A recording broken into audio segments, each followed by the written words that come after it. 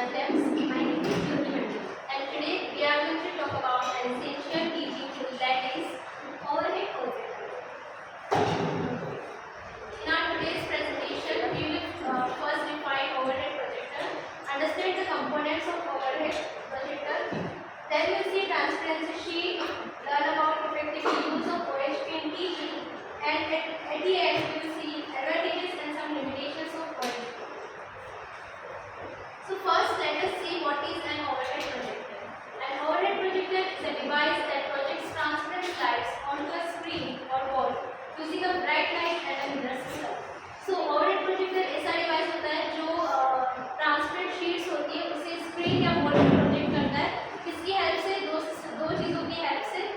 First one is bright light and second one is mirror system. जैसा कि यहाँ में आपको पता है ओवरहेड प्रोजेक्टर होता क्या है. जैसे कि ये दिखाई दे रहा है ओवरहेड प्रोजेक्टर जो बॉक्स में ये बना है, तो इसके अंदर स्क्रीन दिखाई गई है, उस पर शीट लगी गई है और सामने से स्क्रीन पर दिखाया गया है.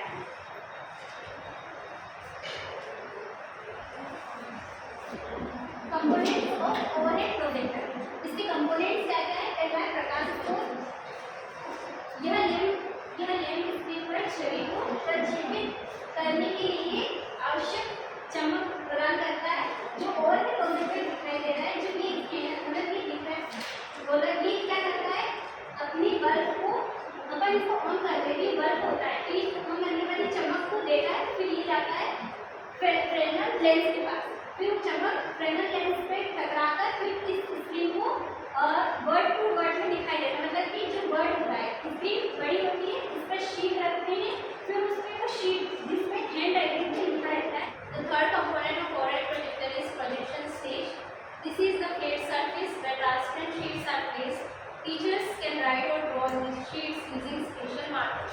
So as you can see in the diagram, this is the flat surface जहाँ पे जो है ट्रांसपेरेंट शीट जो है टीचर या मतलब जो भी जिससे अपना कंटेंट प्रेजेंट करना है वो रख सकते हैं और लेंस और मिरर के थ्रू से स्क्रीन पे प्रेजेंट किया जाता है. The fourth one is projection lenses and mirrors. The projection lenses and mirror system magnifies the image and sends it onto the screen, making it easily visible to the audience. अब जब हमने transparency sheet जो है वो flat surface पे रख दी है, तो उसके बाद प्रोजेक्शन लेंस और मिरर का क्या काम है? वो जो है इमेज को स्क्रीन पे सेंड करने का काम करते हैं. जैसे ज्योति ने बताया कि लैंप अंदर होता है, तो लैंप जो है लाइट पास करता है, वो मिरर लेंस और मिरर से टकरा के सामने वाली फोटो से रिफ्लेक्ट करते हैं. तो प्रोजेक्शन लेंस और मिरर का ये काम है. The fifth component is focusing knob. As you can see in the side, ये जो है ये फोकसिंग नॉब है जिसका जो काम है adjust the clarity of the projected image. हमें इमेज की अगर क्लैरिटी सेट करना है, फोकस हम आगे पीछे इमेज में कर सकते हैं, तो इसकी हेल्प से हम कर सकते हैं.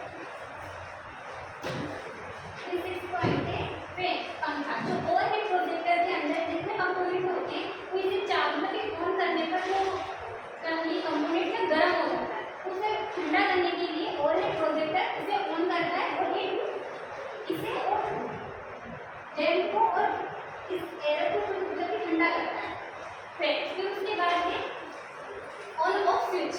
ओवरहेड प्रोजेक्टर को एक मतलब ऑन ऑफ करने का ऑप्शन होता है, जिसे ऑन करेंगे तो ऑन हो जाएगा और ऑफ करेंगे तो ऑफ हो जाएगा. इसे कनेक्ट करने के लिए बिजली की मतलब कि इसे बिजली की आवश्यकता होती है, तो ये बोर्ड पर लगा कनेक्ट करने के बाद इसे ऑन करना और फिर उसे ऑफ करना.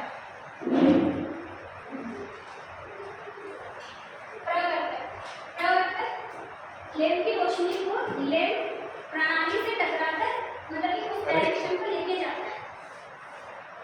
जो यहाँ पर लैंप दिखाई दे रहा है, वो लैंप इसे डायरेक्शन टकराएगा, फिर बाद में वो ऊपर दिखाई मतलब कि रोशनी जाएगी, फिर बाद में वो टकराकर फिर उधर से ए से प्रिंट हो जाएगा. ठीक है,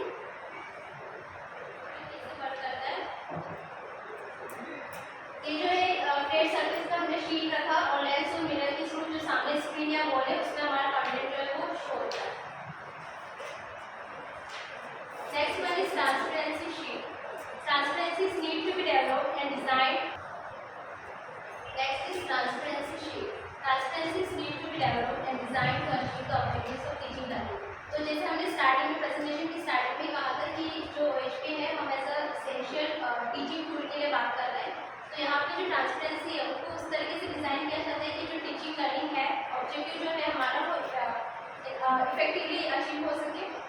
ट्रांसपेरेंसी से वो दो टाइप्स की होती है. There are two forms of OHP transparency. The first one is single transparency and the second one is continuous rolls. So single transparency keep transparent acetate sheets used to display visual or textual material.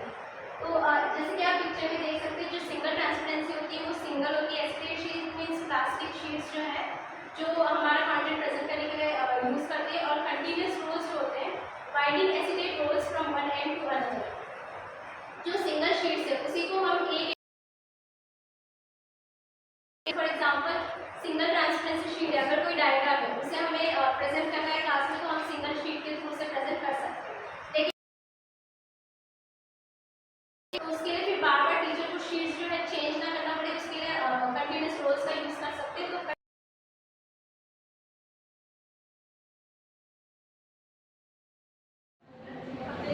तो OHP in teaching. तो सबसे पहले क्या है, अपनी सामग्री को तैयार करें. टीचर्स क्या करते हैं, OHP में जो शीट होती है उसे प्रेजेंटेशन देने के लिए उस शीट पर ड्राइंग या फिर चित्र कर अपना कंटेंट प्रस्तुत करते हैं. उससे क्लास में उसे अच्छे से प्रेजेंट कर सकते हो और बच्चे उसमें मतलब कि रुचि दिखा सकते हो, बाद में कंटेंट को अच्छे से समझा सकते हैं.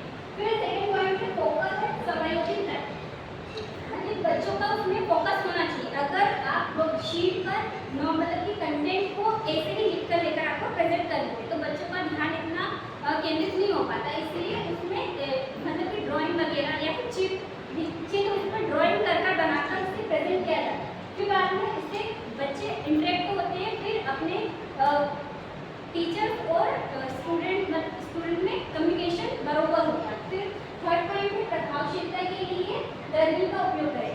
अगर कंटेंट पहले से ही तैयार रहता है तो उसमें प्रोजेक्टर के साथ मतलब कि प्रोजेक्टर चालू कर दो और कंटेंट को प्रेजेंट करते रहो और स्टूडेंट भी उसमें सहभागिता देंगे तो कंटेंट भी अच्छे से पूर्ण हो जाता है. और फिर दर्शकों को शामिल करना है उसमें, मतलब कि बच्चों का मतलब कि बच्चों की क्वेश्चन करेंगे और उस शिक्षक उस टॉपिक को पढ़ाएगा. उसमें विद्यार्थी और शिक्षक की भागीदारी होती है. फिर उसमें कंटेंट जो पढ़ा रहे शिक्षक उसमें तो बोल ही रहा है लेकिन बच्चों को भी उसमें सहभागिता का अवसर मिलता है. Now we will see some of the advantages of OHP. So the very first advantage is easy to use. तो जैसे कंपोनेंट्स में हमने देखा था इसमें स्विच होता है तो डायरेक्ट स्विच ऑन किया आपने, चालू किया, स्विच ऑफ किया, बंद हो गया. इसका जो यूज़ है वो इजी है. Second one is better visibility, क्योंकि जो लेंस और मिरर है वो इमेज को लार्ज करने में हेल्प करते हैं. लार्ज करके बड़ा साइज पर वो स्क्रीन हो या वॉल पर प्रोजेक्ट कर रहे हैं तो इससे जो विजिबिलिटी, अगर क्लास की स्ट्रेंथ ज़्यादा है, बच्चे नंबर ऑफ स्टूडेंट्स ज़्यादा है तो भी पीछे जो स्टूडेंट बैठा है उसको भी आराम से विजिबल होगा. Third one is direct interaction with audience. जो ट्रेडिशनल क्लासरूम होता है उसमें जनरली क्या होता है, टीचर आए और उन्होंने ब्लैक बोर्ड पे कंटेंट अपना डिलीवर करना शुरू किया तो स्टूडेंट और टीचर के बीच में जो एक कनेक्शन है या इंटरेक्शन है या आई कॉन्टेक्ट है वो ब्रेक हो जाता है क्योंकि टीचर पीछे पलट के बोर्ड पे लिखने लगते हैं. लेकिन इसमें OHP का एक एडवांटेज ये है कि टीचर का जितने भी टाइम टीचर कंटेंट अपना डिलीवर कर रहा है उतना टाइम जो इंटरेक्शन है वो ब्रेक नहीं होगा. Fourth point is pre prepared material. तो इसमें जो टीचर है जो उन्हें पढ़ाना है आजकल, जब भी उन्हें जो कंटेंट उन्हें पढ़ाना है डिलीवर करना है क्लास में तो वो पहले से प्रिपेयर कर सकते हैं. One night before, one day before, मतलब जैसा ट्रेडिशनल क्लासरूम में भी टीचर जो है कंटेंट पहले से प्रिपेयर करते हैं लेकिन वो माइंड में रहता है. क्लास में आके उनको उसी वक्त ऑन द स्पॉट बोर्ड पे लिख के वो अपना कंटेंट डिलीवर करते हैं जो कि टाइम कंज्यूमिंग भी होता है. लेकिन इसमें क्या है कि टीचर अपना content hand written classmate sheet पे लिख के लाते हैं और क्लास में आके सीधे प्रेजेंट कर देते हैं तो इससे टाइम जो है हमारा वो भी सेव होता है. तो fifth one is reusable transparency sheets. और जो ट्रांसपेरेंसी शीट्स होती है एक बार आपने कंटेंट लिख दिया उसे हम बार बार रीयूज कर सकते हैं. फॉर एन एग्जाम्पल आज टीचर ने पढ़ाया, ठीक है, अभी कुछ टाइम बाद जैसे एग्जाम्स आ रहे हैं वापस रिवाइज कराना तो वापस वही शीट्स टीचर यूज़ करके उसका क्लास में कंटेंट डिलीवर कर सकते हैं. At the last one is cost effective. इसका कॉस्ट भी इतना कुछ ज़्यादा नहीं होता. अब ओवरहेड प्रोजेक्टर की सीमाएं क्या होती है, तो सबसे पहले भारी और सेटअप की आवश्यकता होती है. मतलब कि ओवरहेड प्रोजेक्टर भारी होता है और बड़ा होता है तो उसे एक स्थान से दूसरे स्थान पर ले जाना मुश्किल होता है. फिर दूसरा है बिजली की आपूर्ति पर निर्भरता. मतलब कि ओवरहेड प्रोजेक्टर बिजली के बिना यूज़ नहीं किया जा सकता है. अगर कहीं पर बिजली की सुविधा नहीं तो प्रोजेक्टर का यूज़ नहीं कर पाएंगे. फिर ओवरहीटिंग समस्या. ओवरहेड प्रोजेक्टर को लगातार यूज़ करने से वो क्या हो जाता है, गर्म हो जाता है. फिर उसे ठंडा करने के लिए उसे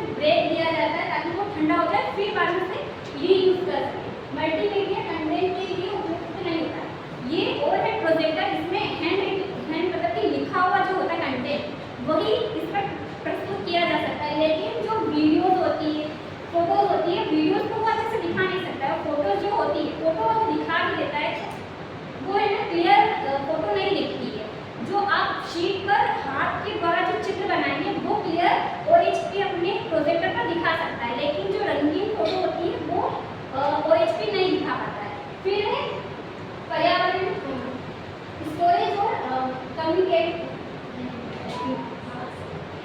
स्टोरेज और मेंटेनेंस की कठिनाई, मतलब स्टोरेज करना इसको कठिन होता है, मतलब कि इसका स्टोरेज पहले से इसको क्लीन करना। और ये प्रोजेक्टर एक बॉक्स में होता है, उसकी जो कांच की शीट होती है उसे साफ करना, अंदर के कंपोनेंट्स को क्लियर साफ करना, इसको साफ करने में कठिनाइयाँ होती है। फिर पर्यावरणीय प्रभाव, ओवरहेड प्रोजेक्टर में जो शीट होती है वो प्लास्टिक की होती है, उसे यूज़ करने के बाद उसे बार बार यूज़ तो कर सकते हैं, लेकिन उसका काम होने के बाद कुछ शीट को फेंकेंगे तभी वो पॉल्यूशन, मतलब कि पर्यावरण को इफेक्ट करेगा। फिर उसे यदि जलाएंगे तो पर्यावरण को दूषित होगा, उसे डिकम्पोस्ट नहीं कर सकते। Last is conclusion. So the overhead projector is a powerful yet simple tool that enhances classroom teaching and presentations. Its ability to present information clearly while keeping the instructor engaged with the audience makes it a valuable